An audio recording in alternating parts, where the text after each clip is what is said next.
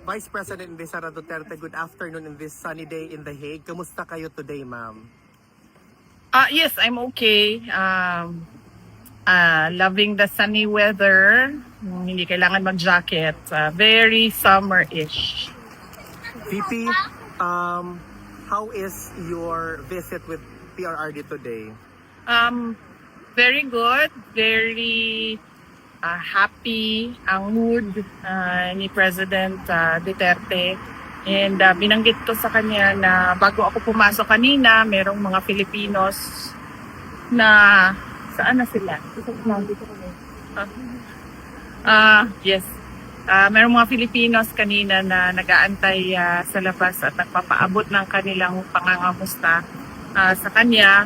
And sabi niya na titigil na daw siya sa pagsasabi na huwag kayo gumastos, huwag ninyo inconvenience yung sarili ninyo sa pagpunta dito. Sabi niya, gawin niyo na lang daw kung ano yung nasa puso ninyo. VP Inday, marami po kasing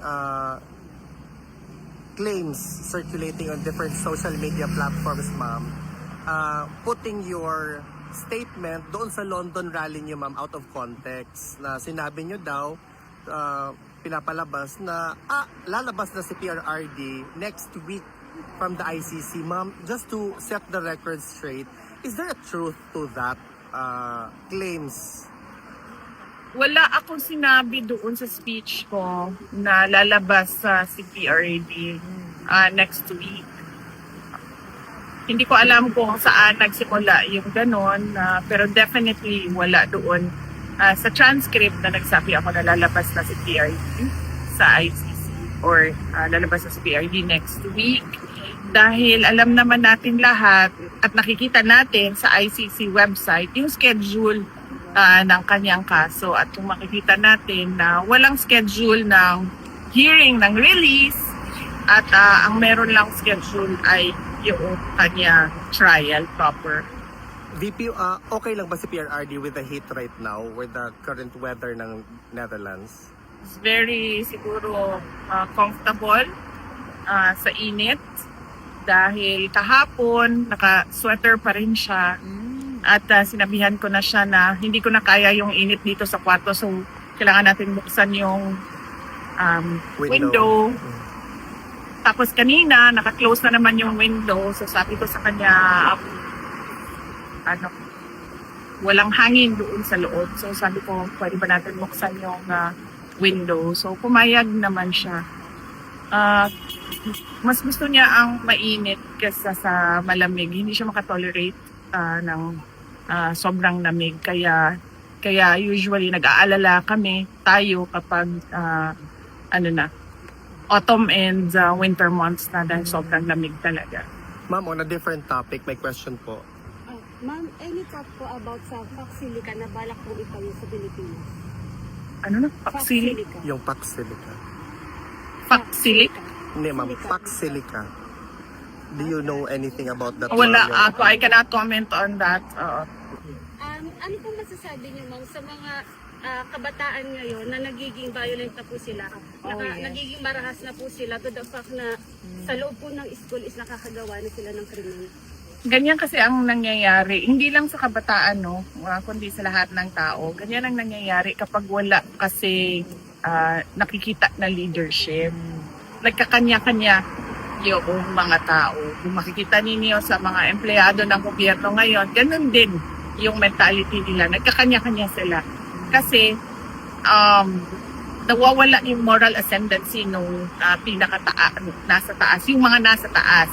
Sinabi natin nasa taas, yung ating president, yung ating mga cabinet secretaries at iba pang nagtatrabaho sa Office of the President. Kapag ganyan yung nakikita ng mga tao, nawawala yung respeto. Kapag nawawala yung respeto, nagkakanya-kanya lahat ng tao. That is a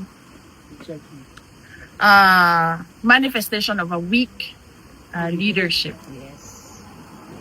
VP Inday, just to close out the interview, do you have a message to the Filipino people?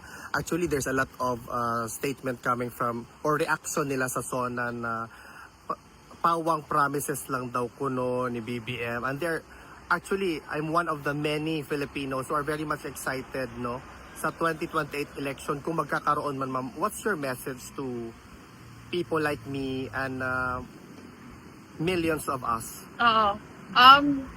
Para na ako silang plaka basta paulit-ulit na masasalamat sa lahat ng ating mga kababayan sa Pilipinas at sa buong mundo. Pero pareho pa din yung aking mensahe. Ang aking mensahe is a message of gratitude sa patuloy na suporta. And I can only pray that God will bless you in your personal lives because of your love for your country.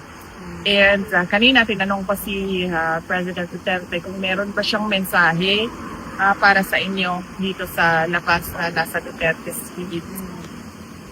Meron siyang mensahe pero in general kasi yung kanyang pinadala na mensahe at sasabihin ko verbatim.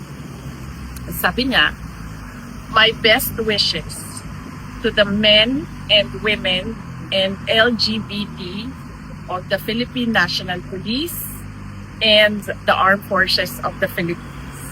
You are very close to my heart because you offer your lives for the country. Is pa ako niyan doon para hindi ko makalimutan. Yan yung verbatim. May pahabol na question daw, Ma'am, ma'am. last, speaking of mensahe, any message nung kaya Senator Rodante Marcoleta? Oh, yes.